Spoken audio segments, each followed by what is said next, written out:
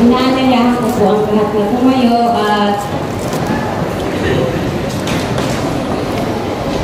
makibukas po tayo sa ating mga Biblia.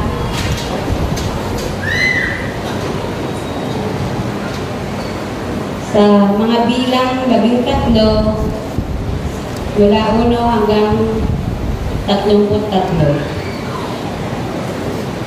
At sinalita ng Panginoon kay Moises na sinasabi, magsubo ka ng mga lalaki na makakapaligtik sa lupain ng Kanaan na aking ibibigay sa mga anak ni Israel. Isang lalaki sa bawat isa sa mga lipi ng kanilang mga magulang ay susubuin ninyo, na bawat isa ay prinsipe sa kanila. 3. Sinubo sila ni Moises mula sa ilang ng parang, ayon sa utos ng Panginoon. Silang lahat ay mga lalaking pangulo sa mga anak ni Israel. 4. At ito ang kanilang mga pangalan. Sa lipi ni Ruben ay si Samua na anak ni Sakur. Sa lipi ni Simeon ay si Sapat na anak ni Hur. Sa lipi ni Huda ay si Caleb na anak ni Jephon. Sa lipi ni Isakar ay si Igal na anak ni Jose. Sa lipi ni Ephraim ay si Oseas na anak ni Nun. Sa lipi ni Benjamin ay si Palti na anak ni Rapu. Sa lipi ni Zabulon ay si Gadiel na anak ni Sodi. Sa lipi ni Jose, sa makatuwid bagay sa lipi ni Manases ay si Gadi na anak ni Susi. Sa lipi ni Dan ay si Amiel na anak ni Jemali. Sa lipi ni Aser ay si Setor na anak ni Michael. Sa lipi ni Neftali ay si Nahabi na anak ni Bapsi. Sa lipi ni Gad ay si Guel na anak ni Machi. Ito ang pangalan ng mga lalaki na sinugo ni Moises upang tiktikan ang lupain. At tinawag ni Moises si Josue, ang anak ni Nun, sa Osea. At sinugo sila ni Moises upang tiktikan ang lupain ng Kanaan. At sinabi sa kanila, Sumampa kayo rito sa dakong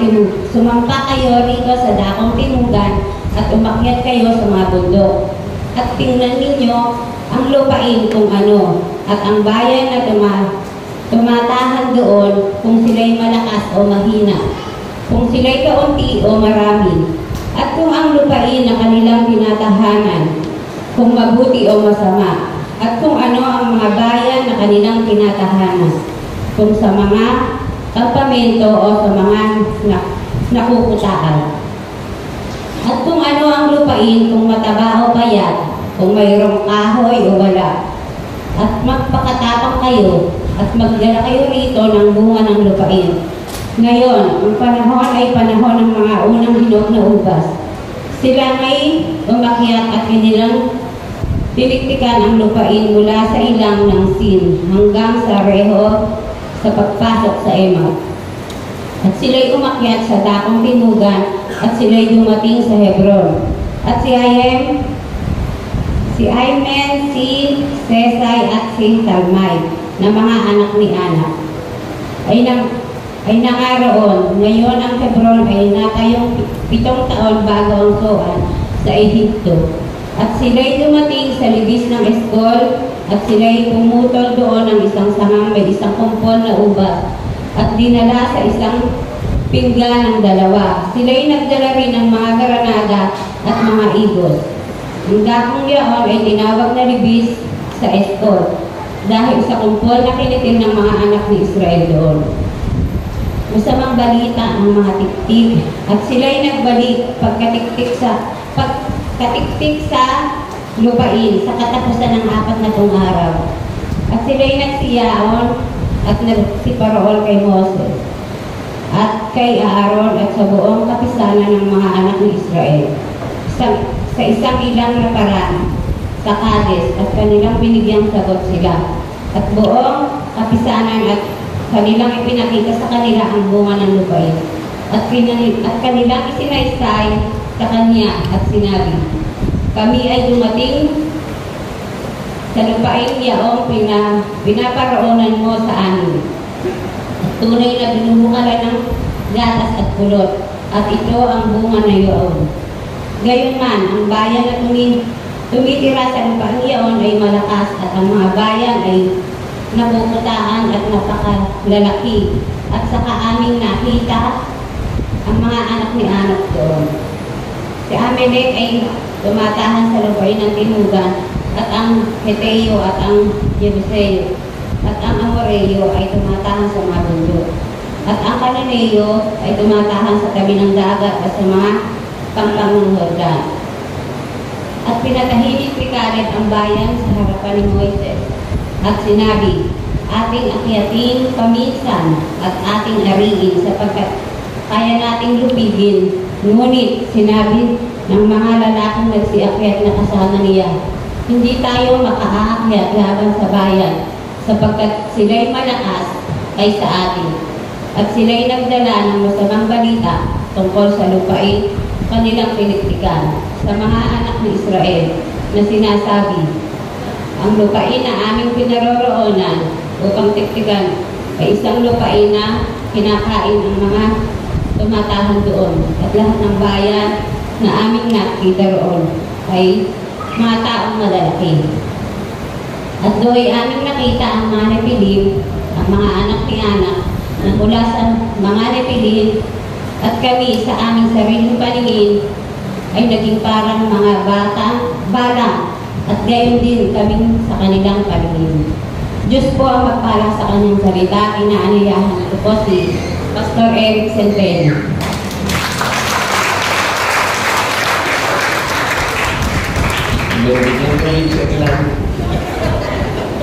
Purihin po ang Panginoon, pasensya na kailangan lang talaga natin masahin lahat. So tayo manalangin sa Panginoon. Lord, maraming salamat Panginoon sapagkat ikaw pa rin ang Diyos na amin mo pinagtitiwalaan at ikaw naman ang Diyos na pumupukpok mo sa amin. Salamat po sa umagang ito na minsan pa po'y hinihiling po namin, Panginoon, dawa po'y ipaunawa mo sa amin ang iyong mensahe sa umagang ito upang lalo pa kaming makapamuhay po na may pagsunod po sa iyo, Panginoon. Salamat po ito ang aming sabot dalangin sa pangalan ng Ama, ng Anak at ng Espiritu Santo. Wala kayo magsabi na Amen. Amen. Buti na lang, hindi dalawang chapter. Magano na yung mic na tila. Hindi pasensya na. So, purihin po ang Panginoon at magandang umaga po sa bawat isa. Amen po. Maganda po ba umaga natin? Amen. So, yun sa katabi mo, maganda ba umaga mo? Sabi sa iyo, nakaka sa buhay mo. So, purihin po ang Panginoon. Last Sunday po, sino po nandito ng last Sunday? Salamat po sa apat na nandito dito. Ang tinalakay po ng ating Pastor Albert, ang topic po natin noong nakaraan ay keeping your promises to God. Yun po ang topic natin. Tinalakay po doon, tinuro po sa atin na dapat nating tuparin yung ating mga ipinangako sa Panginoon. Pero doon po ay nakita din natin na sabi nga, may mga tao po hindi nakakatupad sa mga pangako ng tao sa pangako niya po sa Panginoon. Alam niyo, sa totoo lang po, wala namang taong gustong sumira sa pangako sa Diyos. Amen ba? O walang tao na mangangako sa Diyos, tapos sasabihin niya na after ilang taon sisirain ko yung pangako. Lahat po ng tao po ay gustong tumupad doon po sa pangako niya sa Panginoon. Pero bakit nga ba may mga tao po na hindi nakakatupad? Nagtatalo po yan sa, nagtatalo-talo po ang bawat pangyayari kung ba't hindi natutupad at may nakatutupad, base po yan sa pananaw ng isang tao. Ano po?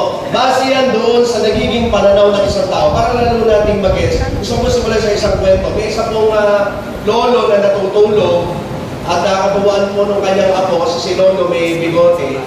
No? Kaya nakatuwaan po ng kanyang apo na pahiran mo ng isang medyo mabahong apo sa bigote. Kaya pagising po ng lolo niya, ang sabi mo ng lolo niya, napakabaho sa kwarto na to. Sabi niya, ang baho. Kaya ang ginawa po niya, lumabas po siya doon sa may kusina. At sabi niya, napakabaho ng kusina. Ang ginawa po niya, kala niya nasa loob ng bahay, lumabas siya. At paglabas po niya, naaamoy pa rin niya Yung mabaho. Sabi niya, ang baho ng mundo. Sabi niya, ang baho ng mundo. At nakanta ka siya, bakit hindi nawawala yung amoy? Kasi bakit? Yung mabaho po ay nasa kanyang bigote. Ano connection nito sa ating pag-uusapan ngayon, mga kapatid? Ang connection po nito sa buhay natin, ano po, minsan may mga bagay po na nagagawa at hindi nagagawa base po sa nagiging pananaw natin kasi nasa sa atin yun. Okay? Nasa sa atin po yung pananaw. Kasi bakit? Ando doon na, nakadikit na sa atin yung pananaw na yun eh. Kaya sa umaga po ito, ang topic po natin ay pinamagatan po the negative and the positive people. Okay? The negative and the positive people. Doon po sa binasa ng ating Atilani, yun po, kaya gusto ko pong basahin ng kompleto para hindi na ako mag-explain ng matagal. Mga isang oras na siguro dito. Ano? So, makikita po natin doon na may mga tao po na inutusan ang Diyos, ano, sa pamamagitan ni Moses, natiktikan po yung promised land, at makikita po natin yung dalawang pangkat ng tao, yung 10 at saka yung 2. Makita po natin dito na meron pong pagkakaiba yung report doon po sa inutusan na maniktik doon po sa pupuntahan ng bayan ng Diyos. Ano po? At ang makikita po natin doon sa pagkakabasa na iyon, makikita natin yung dalawang klase ng tao. Ito nga po yung the negative at tapos po yung isa yung positive. Kaya pag-aaralan po natin, ano ba yung pagkakakilanlan ng isang tao po na negatibo at positibo? Yan po ang ating pagkakaaralan ngayon. Ito po. Number 1, sabi dito, ang negative people, sabi niya, negative people always seeks the dark side. Nakikita nila, but doon sa kahuli-hulihan, may nabago. Eh sabi po dito, doon po sa binasa ni Atilani, sa Numbers 13:27, ang sabi nila, pinag-aralan namin ang lupain. At natuklasan namin ito'y mayaman. So makita natin, pinag-aralan, may natuklasan. At masagana sa lahat ng bagay, katunayan, ang bungang kahoy na kinuha namin doon. Sa napakaganda na huli. Okay na, pinag-aralan nila, nakita nilang mayaman ito, maganda ito. Pero ang problema, may kasunod na salita sila ang sinabi. Ano ang sinabi nila? Sabi po dito, ngunit malalakas ang mga taga-roon. Okay na eh. Okay na sana. Ngunit malakas ang taga-roon. Malalaki ang lungsod at matitibay ang mga pader. Bukod dito, naroon din ang mga langit ng mga higante. So, totoo naman talaga. But, dito po, makikita natin na meron namang magandang pwedeng tignan, pero na-focus po sila doon sa pangit na bagay. May maganda namang bagay na dapat tanawin, pero po ang nakikita ng mga negatibong tao, yun po pangit. Yun po mga bagay na negatibo, yung mga bagay na hindi maganda. At ito po ang problema minsan sa buhay natin. Ano po? Mas nakikita natin yung laki ng hadlang kesa dun sa malaking Diyos na pwedeng umalis ng mga hadlang. Amen po ba? Oh. Para ngayon, hindi lang nyo may hadlang, hindi kayo maka-amen. Alam nyo, ganun minsan ang problema sa atin. Problema sa tao na hindi nagkakaroon ng magandang kinabukasan, hindi nagkakaroon ng magandang buhay, kasi bakit? Ang pangit ang tinitignan. Ang mga bagay na negatibo ang tinitignan sa halip na yung magagandang bagay. Yan daw po yan, mga kapatid.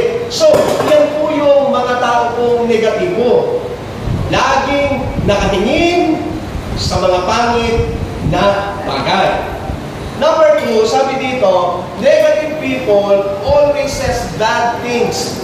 Ang mga negatibo daw pong tao, sila daw po yung laging mga pangit at masasama ang mga lumalabas sa kanilang mga labi.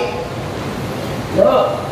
Malalaman pala natin ang mga taong nega doon sa mga lumalabas sa kanilang mga labi o yung sa mga sinasabi nila. Sabi po ng Numbers 13:33, nakita namin doon ang mga higante. Sila'y mula sa lahi ni Anak. No? Mga tipaklong lamang kami kung ihahambing sa kanila. Actually, sa totoo na, nahiya ako sa pag-aaral. Talaga namang history po natin, talagang nakikita, may nabuhay po talagang mga higante. At makikita natin yung mga nahuhukay, ang buho kasi laki ng batya. Totoo naman talaga. But, dito po sa mga bagay nito, mas maganda na sana ang report na lang nila yung talagang okay. No? Pero ito po ang mga bagay na problema sa mga negatibong mga tao. Bihirang-bihirang masumpungan ng mga bagay na mabubuti sa kanyang mga labi.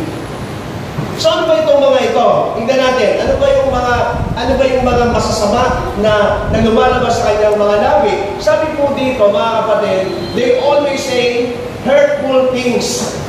Ito daw pong mga tao na to, laging nagsasalita ng masasakit na mga salita or mga bagay. No? Yung bukang bibig ng mga taong nega, bihirang-bihirang magsalita ito na nagbibigay ng buhay. Matahimik ka na. Ang kadalasan mong sinasabi nito, nakakasakit ng damdamin. Nakakawasak. Yan ang mga taong nega. Pangalawa, their words are always toxic. Bigyan na ba kayo ganyan tao?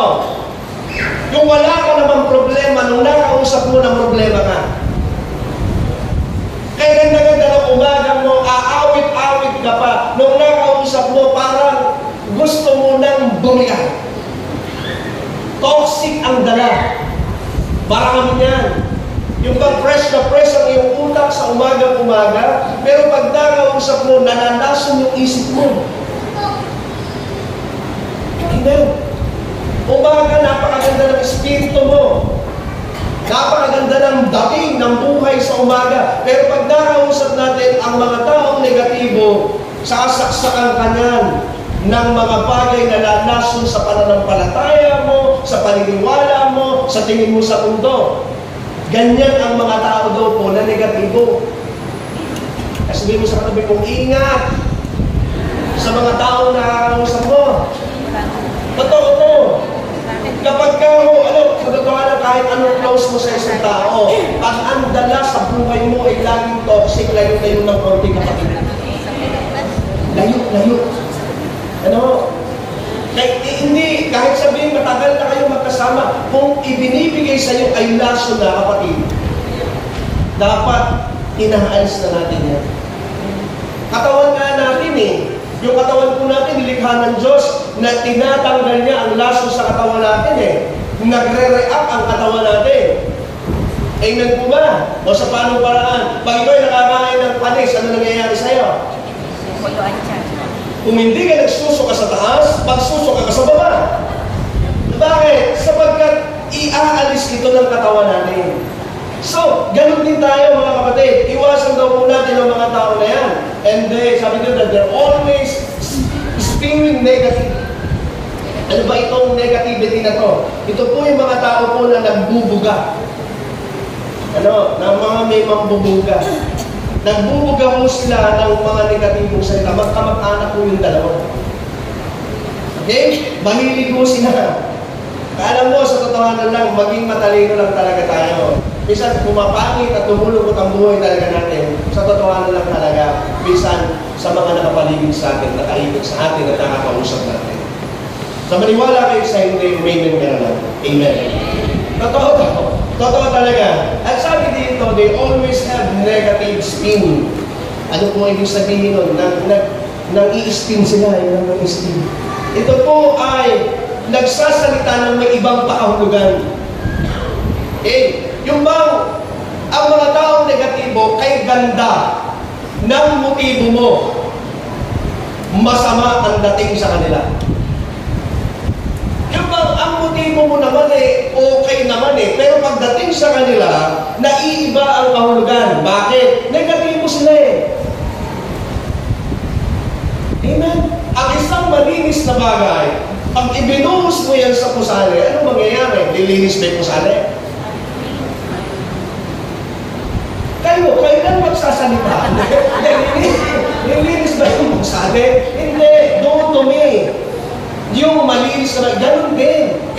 Pag may dumating, kasi negatibo na yan Na lagi mo yung mga tao daw po na ganyan, mga kapatid, Yan po yung mga negatibong tao. Marumi ang isip. Sabi nga ng Bible, sa taong marumi ang isip, marumi ang lahat ng bagay.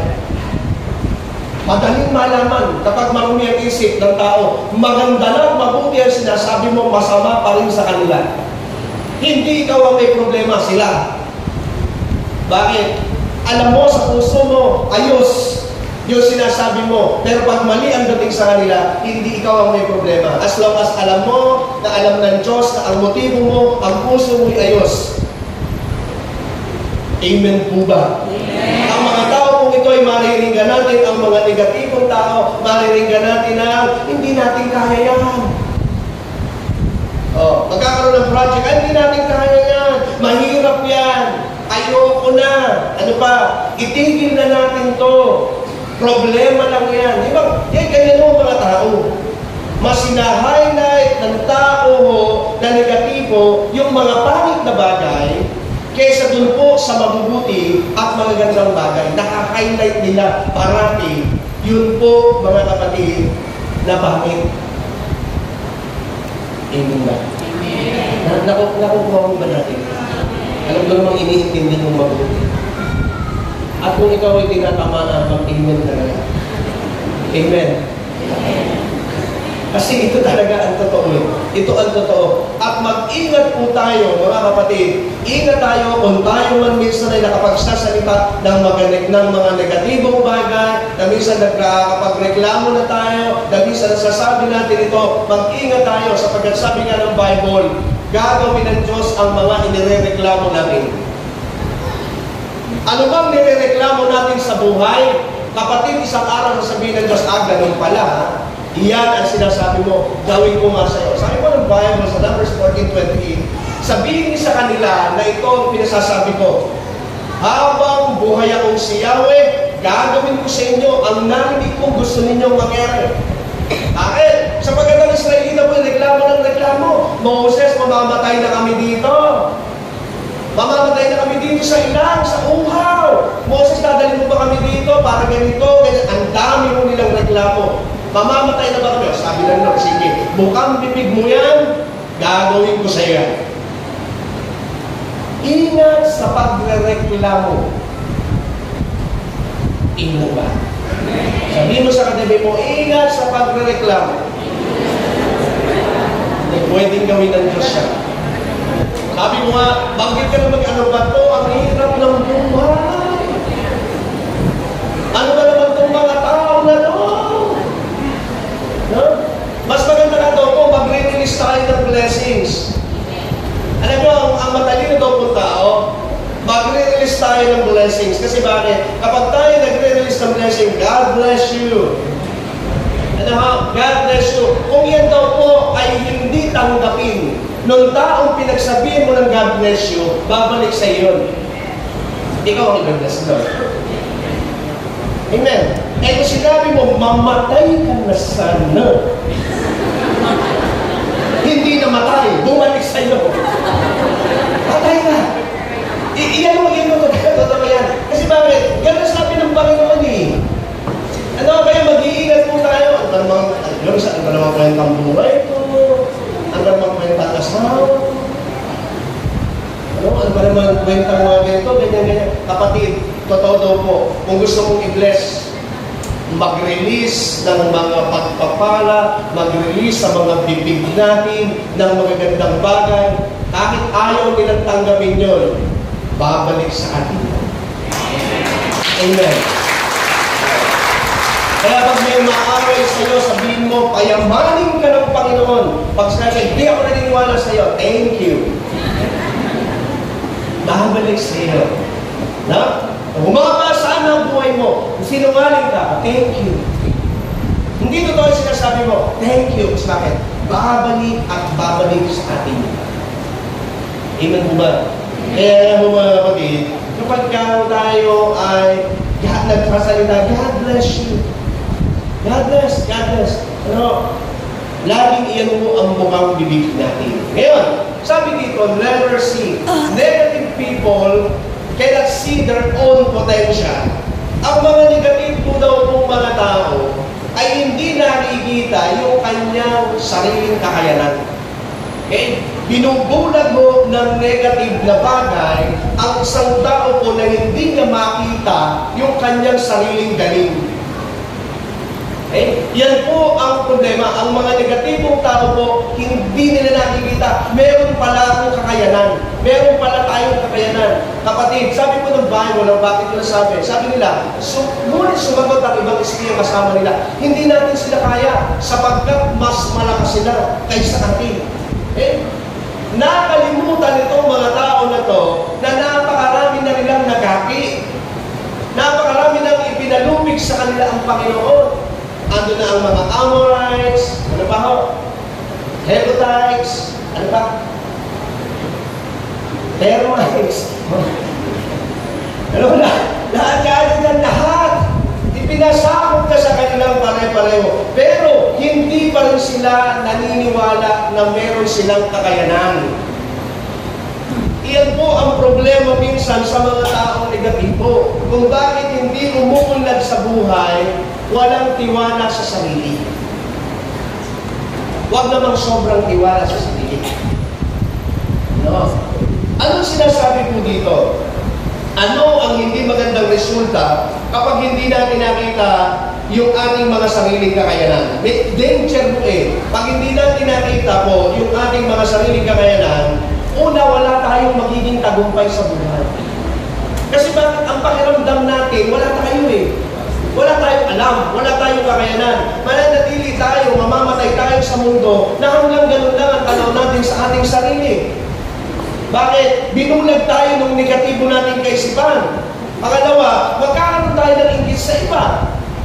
Bakit? Kasi sila, bakit? Nagkakaroon ng tagumpay. Bakit tayo wala? Magkakaroon tuloy tayo ng inggit sa buhay natin na pwede naman sana ang meron sila ay magkakaroon din tayo. Sapagkat lahat ng bagay, lahat ng tao ay may kakayanan. Wala pong tao walang kakayanan. Naniniwala mo ba kayo doon? Sapagkat tayo nilikha ng Diyos ayon sa kanyang wangis, ayon sa kanyang larawan. So nilikha tayo ng Diyos na meron din kapangyarihan. So hindi natin pwede sabihin, ay wala akong alam, ganito lang ako. No, kapatid, bandaraya yan ang kaaway. Magkakaroon tayo ng tampo sa Diyos.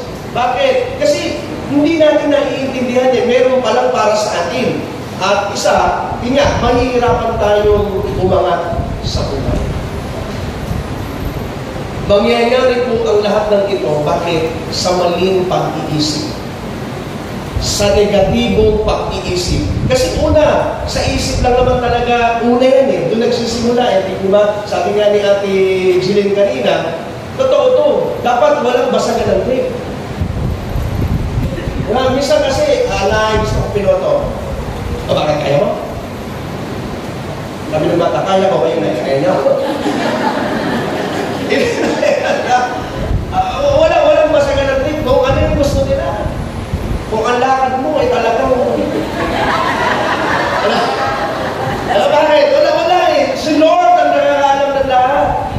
Kaya ang maganda sa church natin dito, lahat welcome. Kahit kasi sa talas, gusto niya magbago, pupunta sa rito. Kaya natin sa magbago. Wala na siyang pagkakataong magbago. Alam niyo mga kapatid, nasa isip lang yan. Sabi nga ho ni Jack Ma, kailan niyo po si Jack Ma, pinsan ko yun. Sabi ni Jack Ma, sabi nga dito, when mind is weak, situation is a problem. When mind is balanced, situation is challenge. When mind is strong, situation becomes opportunity. Nasa isip lang. Amen. Nasa isip. Nasa isip mo yan. Kung ang isip natin, talagang mahina talagang negatibo. Dapat talaga lahat ng sitwasyon sa'yo, problema. Pero pag daw po ang isip natin malakas, baka pa kasi ang isip natin may kapangyarihan eh. Di po ba may mga may kapangyarihan? Ano tawag po doon sa nakapagbabaluktot ng kutsara dahil sa isip lang? Telekinetic power. Nakita niya yun? Totoo yun. Sa mga maging ng isip niya, napapapaluktot niya ang kutsara. Kung meron nung gusto yung gawin gusto niya. May telekinetic isip. Nasa isip yan, kapatid.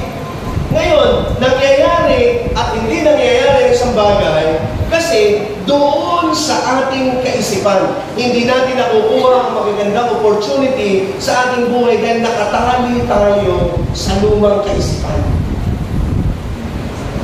Amen. Nakatali tayo, ako, biktima ko yan. Sabi ko nga po, sayang ang mga panahon na nagpastor ako, huli na. O, dapat pala, nung palang buhay pa si Pastor Bebe, may kanya-kanyang panahon naman eh. Pero, bakit? Nandun ako sa nakaraang kaisipan na hindi ko kaya, hindi ako marunong mag-English, hindi ako marunong humarap sa tao, hanggang dyan ka lang, magbubukid ka lang, hindi ka pwedeng magsalita sa maraming tao, hihiyain ka lang. Ganyan ang lumang kaisipan. Hindi nabibigyan tayo ng oportunidad na iangat ang buhay, mabago ang buhay, tuklasin ang marami. Kasi bakit? Nakatali tayo doon sa dati nating kaisipan. Amen ba? So, minsan problema mo talaga yan. Minsan kwento, minsan elepante yun na siya po ay dinala sa circus, bata pa siya. No, bata pa siya. Ngayon, ang ginawa mo ng kanyang boss, dahil bata pa po siya, ay itinali lang po siya sa isang bangko. So, doon lang siya. Ngayon, dahil maliit pa siya, siyempre, pagka ito po nung maliit pa siya, pag nahihila niya, medyo, siya, hindi niya kinakaya dahil maliit pa nga mo siya. Ngayon, ito pong elepante na ito, inalagay sa kanyang kaisipan, hanggang doon lang ang lakas niya. So, habang siya po'y lumalaki, doon pa rin siya nakatali, sa bangko pa rin na iyon. At kapag nararamdaman niyang hihilahin niya, na may parang medyo may control na konti, hanggang doon lang siya. Hanggang siya po'y umidad, lumaki, ng isang elepante na napakalaki na, may lakas na napakalakas na, ganun pa rin ang isip niya. Isang araw nagkaroon ng sunog sa circus. Nagtakbuhan ng maraming tao po. At yung circus po na yon, yung lugar na yon, ay nasunog. Nasunog. No, kinamagaan, pinuntahan mo ng mga investigador, ano pinagpunan ng sunog. Nakita nila ang elepante na susunod na sa kami pa rin ng pangko. Hindi niya makuha ng tumakbo kasi ang isip niya, hindi niya kaya sapagkat siya'y nakatali. Ganyan tayo minsan eh. Nakatali tayo doon lang sa bagay na alam natin hanggang doon lang tayo. Nakatali tayo doon sa bagay na alam natin na hindi ko kaya yun. Sila lang ang may kaya noon. Nakatali tayo doon sa kapag lumabas ako dito, paano na? Hindi ko alam. Kaya maraming tao po, mga kapatid, hindi umuunlad sa buhay, hindi lumalago sa pananampalataya, hindi nakapaglilingkod kasi bakit? Nakatali lang doon sa kanyang kaisipan na yun lang ang kaya niya. Hello. Gayahin natin ang tirador, lagi kong binabanggit, yung goma ng tirador. I-try mong batakin mo kung hanggang saan ka. Nakapaglaro lang tayo ng tirador. Ang tirador, nasusubok ang lakas niyan, hindi sa panahong hawak mo lang at may hawak ang bato. Nasusubok ang lakas at kapangyarihan at kapasidad niya pag binatak ito ng todo. The more na binabatak ito, the more na nagkakaroon ng kapangyarihan. At pag tinodo ang batak nito, napakalakas ng power na ibinibigay. Bakit hinahatak eh? Ang tanong, nahatak mo na ba ang kakayanan mo? Nakakatawa po sa mga bago ngayon tumatayo na nagagamit. Maganda nga po talaga lahat magamit. Pagpunta po kayo sa gumagawa mo ng schedule, kahit bago ka lang. Gusto mo magbasa? Sige. Huwag ko kayong mahiya. Bakit? Kapag hindi mo nilampasan yan, hanggang dyan ka lang. At ang pinakamasakit sa lahat, sabi ko nga, pagharap mo sa Panginoon, yung mananagot ka. Saan mo ginamit yung buhay na binigay ko sa iyo? Saan mo binigay yung talento binigay ko sa iyo? Sabihin mo, may talento po ba ako? Oo, binigyan kita. Natakot ka kasi. Di ba sabi ko dun sa parable of talent, binaon eh. Binaon nung binigyan ng 1,000. Bakit ano sabi niya? Kasi natatakot ako eh. Natatakot tayo. Nahihiya tayo. Ano kung bago mo tayo? Ano kung ganito? Kapatid, kailangan natin umalis sa ating lumang kaisipan. Amen ba? Yan, yung amen, luma pa rin yan. Amen ba? Kailangan natin lumampas. So ngayon, pangalawa, ano naman yung palatandaan ng mga positibong tao? Ang mga tao pong positibo, positive people always look the bright side. So sila naman ho, kabalik ka na naman. Yung negative, dark side siya, bright side. Ano po? Ito po yung maganda doon po kina Josue, kina Caleb, na sila po inutusan. Ano po? Meron po silang ganitong kaisipan. Bakit? Sabi niya, sinabi nila, na bago no, chapter 14.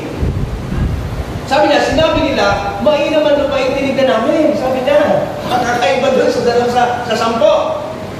Sabi ng dalawa, ay mainam yung tinig na namin, saganang-sagana sa lahat ng bata.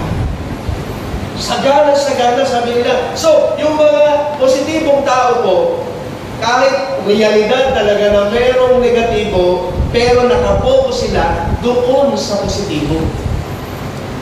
Amen ba? Ito ang tandao ng mga positibong mga tao.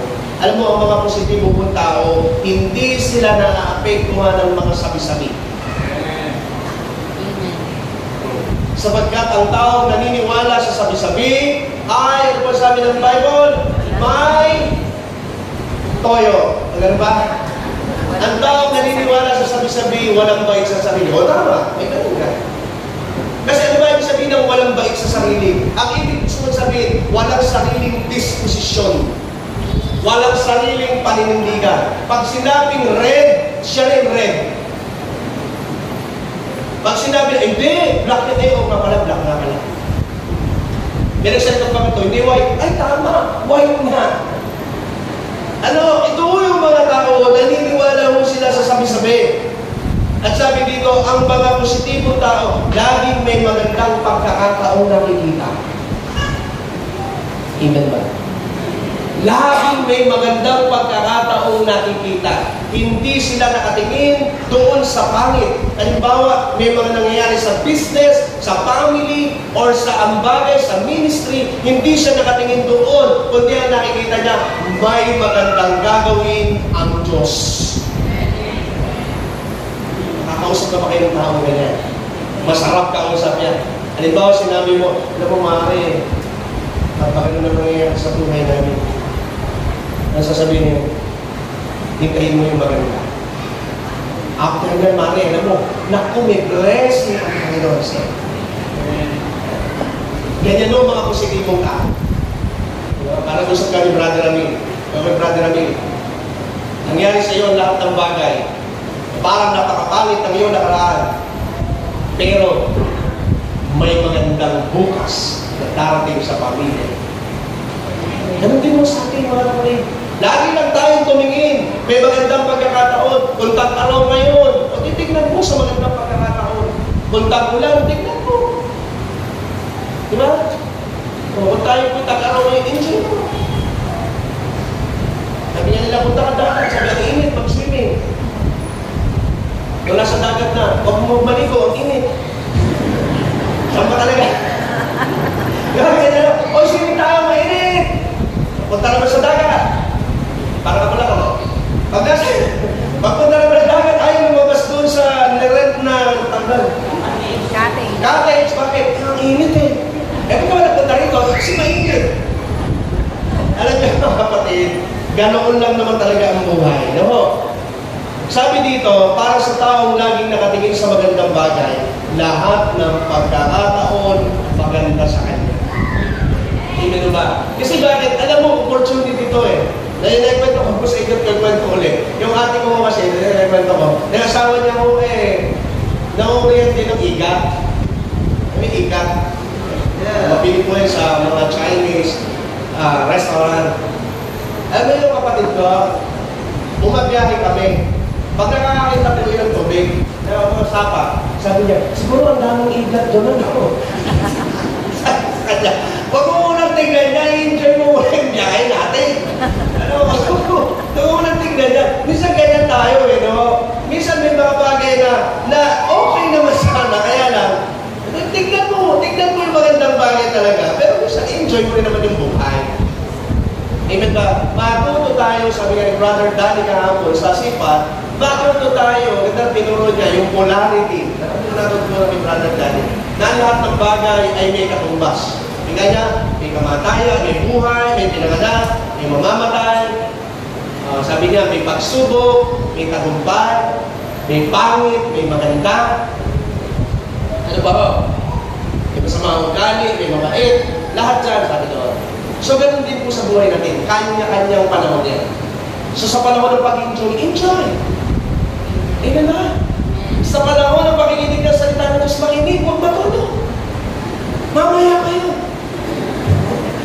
Makinig, mga kapatid. So, ganyan mo ang sinasabi. Ang positibo daw pong tao. Yun. Number 2, positive people can stand up to the truth. Dave, kaunay po ito nung kanina. Ang positibo daw po na tao ay kayang manindigan sa katotohanan. Ganyan ang mga positibong tao. Kasi bakit? Sure siya. Sigurado siya. No? Sigurado siya. As masabi ko nga, tama. Sabi po dito, subalit pinatahimik ni Caleb, si Pastor Albert, subalit pinatahimik ni Caleb, ang mga taong bayan na nagre-reklamo noon kay Moses. Sinabi ni Caleb, hindi tayo dapat mag-aksaya ng panahon. Sabi niyo, walang dapat aksaya ng panahon. Lusubin na natin sila sapagkat kaya natin silang gabiin. So pinatahimik nila, alala ko nagkakagulo na noon. Una, 10 laban sa 2. Pangalawa, may kumakampi na ho. Babasahin niyo po yung story niyan. Nagre-reklamo na sila at sabi nila, pumili na kayo ng ibang leader, babalik kami. Moses, bahala ka na sa buhay mo. Ganun ng mga Israelita. Ako kulit, parang tayo, ano? So ano nangyari? Pero ito pong si Caleb ay ipinagpilitan po ang tama. Ipinagpilitan niya at siya po'y nanindigan doon sa katotohanan, mga kapatid. Ano po ang tanda ng mga taong may paninindigan? Ang tao po may paninindigan, kayang una, pinaka-the best, kayang ipaglaban ng Diyos sa buhay niya. Amen. Kasi bakit? Hindi mo ang ipinaglalaban ni Caleb, yun lang lupang pangako o yung prutas lang, hindi yung ubas lang. Kasi bakit? Alam ni Caleb ang nagputos ang Diyos. At alam ni Caleb, ito po ay usapan between God and man sa paniniwala. Okay? Kaya sabi dito si Caleb, nanindigan siya, ipinaglaban niya ang Diyos. So kaya ba natin ipaglaban ng Panginoon sa buhay natin? Kaya ho ba? Na kahit anong mangyari, walang iwanan. Walang iwanan. Di po ba? So, ang mga tao po na positibo ang tanaw, sabi nga dito, kayang ipaglaban ng Diyos sa kanyang buhay. Number 2, ang tao may paninindigan, kayang tumindig sa katotohanan kahit nag-iisa na lang. Hindi ba? Ako madalas ko po ito sinasabi na paano kung nag-iisa ka na lang, kaya mo pa bang makipaglaban sa katotohanan? Kaya, ang taong may paninindigan hanggang tulo, mga kapatid, kaya niyang ipaglaban kahit nag-iisa siya. Kasi bakit? Iyan mo ang hinahanap ng Diyos. Alam mo sa panahon mo ngayon, ang Diyos ay naghahanap ng taong kayang manindigan pa para sa Kanya. Ang Diyos ay naghahanap ng taong kaya pang ipaglaban siya. Amen mo ba? Kasi bakit? Sa gulo at sa teknolohiya mo ngayon, mga kapatid, napakahirap ng makasumpong ng taong may paninindigan sa buhay at sa Panginoon. Tandaan po natin, mga kapatid, bakit dapat tayong manindigan sa katotohanan? Tandaan natin, kahit anong tago natin ng mali, isang araw isisiwalat ito ng katotohanan. Okay? Kahit anong tago natin sa mali, the truth is truth. Maaaring ang truth ay nakatago, maaaring nagpupugli, pero kapatid, ang katotohanan, hindi panghabang panahong nagtatago. Ilan ba? Ang truth ay lalabas at lalabas yan. May isang kwento nga ako nabasa, masyado kayo seryoso, na ganyan natin ang konting minutes. Siya kwento. Yan, gusto niya. Meron yung isang lalaki na ang pangalan ay Boy, hindi Boy ha, Boy. Itong si Boy ay, si Mang Boy, nag-birthday. Pero itong si Mamboy po, may hiniling sa kanyang asawa. Sabi niya sa kanyang asawa, hindi pa ako nakakarating sa KTV bar. Sabi niya, pwede ba ang pa-birthday mo sa akin ay makarating mo. Pero ang totoo, lagi mo doon si Mamboy. Ngayon, napaniwala niya yung asawa niya na first time niya makararating at dahil naman birthday, pinagbigyan niya. Okay. Pagpasok po nila, pumunta po sila, pagpasok po nila ng bar, sabi mo nung guard, good evening, Mamboy. Sabi ng asawa niya, ba't ka? Sabi niya, kasama ko yung sa gym.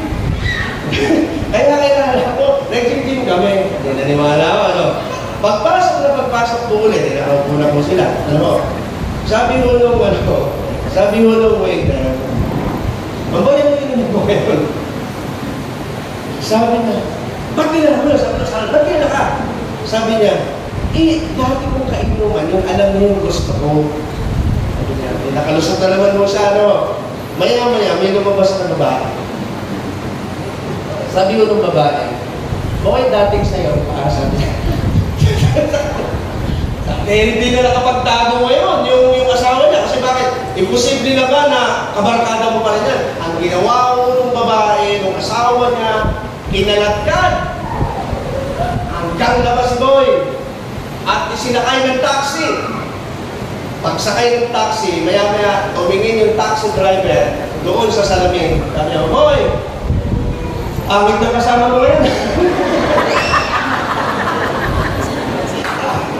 Patay si boy. Gunti. Ano ibig sabihin nito mga kapatid? Tandaan natin, ang mali hindi kayang itago ng tama at ang tama ay hindi kayang itago ng mali. Pag bali-balikta rin man lalabas, ang mali ay mali, ang tama ay tama. Amen ba? Sa ating paninindigan sa Panginoon, maaaring ang tingin ng iba'y hindi katama. Maaaring ang tingin ng iba'y mali tayo, hindi tayo naninindigan. Ang magpapatunay niyan ay ang katotohanan. Sa bandang huli, ipagtatanggol ka. Amen ba? Basta, pumalakpak ka lang. Basta, basta manindigan mo tayo sa katotohanan. Kasi bakit? Yan po ang mga tao na mga positive. Okay? Pangatlo, ito tayo matapos. Positive people can face their fears in life. Ang mga positibo daw pong mga tao ay kaya niyang harapin ang mga kinatatakutan niya sa buhay. Lahat po tayo may kinatatakutan. Lagi ko itong binabanggit. Lahat, as in lahat. Meron tayong tinatawag na phobia. Tama po ba? Meron po ba dito walang kinatatakutan? May mga lalaki, takot sa asawa, mga takusa, di ba? May kinatatakutan. Nahanap ko yung, bago ko magdalhin dito, nahanap ko yung sabi niya, pre, paano kayo mag-handle ng relationship ng asawa mo?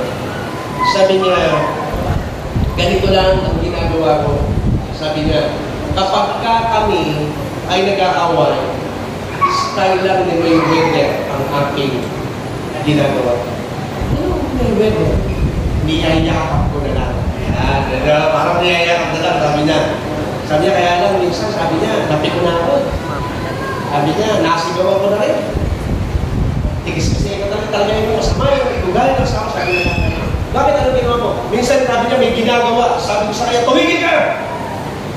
Nagdidilim na paningin ko! Ang tapang mo, ano ginagawa? Sinasakal ako, pre.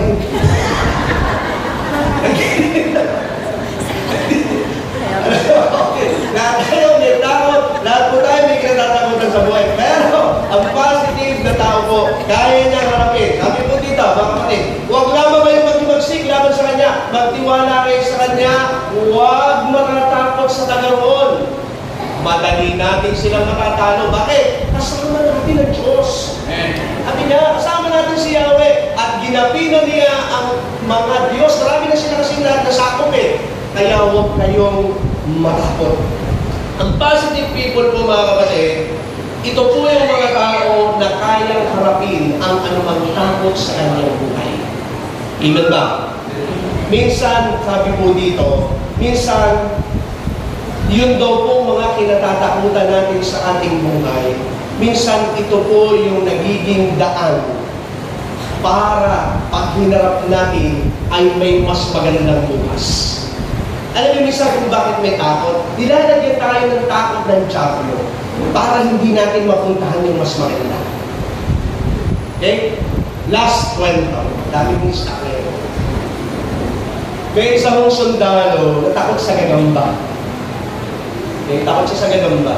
Kaya lang, nung sila po ay nilulusob na ng kaaway, makukugkob na sila, takbo siya ng takbo, at wala siyang ibang pwedeng pagtaguan. May nakita siya isang kuwebang maliit, yung mini kuweba. May mini kuweba pa. So pagpasok po niya doon, ano siya? Bukusan ganoon. Maya-maya, may gagambang lumabas. Ito yung kinatatakutan niya. Nagagamba. Maya-maya unting gumagapag sa kanya. Kaya hindi siya pwedeng sumigaw. Bakit? Maririnig siya. No? Ang ginawa niya habang ginagapangan po siya, talagang nilabanan niya na lang yung takot niya, talagang pinipigil niya, maya-maya ho, itong gagamba na kinatatakutan niya ay nagsimulang gumawa ng sakot. Ganyan-ganyan sa kanyang pinagtatagutan. At matapos gumawa ng sakot, dumating yung mga halaman. Sabi nung isa, baka nandito dito, sa yungid na ito. Sabi nung isa, wala dyan, bakit? Sapagkat bumungan sakot. Okay? Kung walang taong pwedeng pumasok, kasi bakit? Kung napasok yan, sira na yung sakot. Sabi nung mga, oo nga tama. At nag-alisan na yun. Yung mga kalaban, naligtas siya. Bakit? Ang nagligtas sa kanya, yung kanyang kinatatakutan. May kinatatakutan ka ba? Kapatid, lampasan mo yan. Pag nalampasan mo yan, yung kinatatakutan mo na yan, ang magdadala sa iyo sa magandang bukas, sa matagumpay na buhay, sa masayang buhay, sa mapayapang buhay. Tanggalin ang takot, anumang takot na yan, kapatid. Pag hinarap mo yan at hinarap mo yan, sasabihin ko sa iyo, kadalasan, ang kinatatakutan natin, hindi pala totoo. Amen. Kadalasan, ang hindi totoo, mas malaki sa atin. Anino mo, mas malaki sa iyo. Totoo ba yun? Dahil ang totoo, ikaw, yun.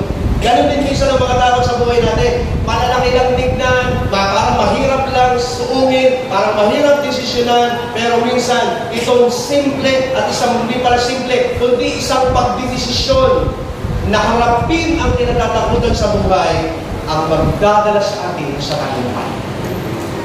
So, sa katabi mo, harapin mo na yung kinatatakutan mo. Parang yung kinatatakutan mo siguro katabi mo, ba't di mo kayo nagharap? Harapin mo. So, kapatid, yan po ang pagkakaiba ng mga taong negatibo at mga positibo. Pero gaya sinabi ko po, kayo ang pipili. Ang bawat isa sa atin ang pipili. Ipinakita dito, sabi nga sa text ko ng ating anniversary, tayo ang pipili. Binigyan tayo ng pagpipili. Pero ang pamilya mo o ikaw man, ikaw pa rin ang pipili. Amen ba? Palakpakan mo natin ang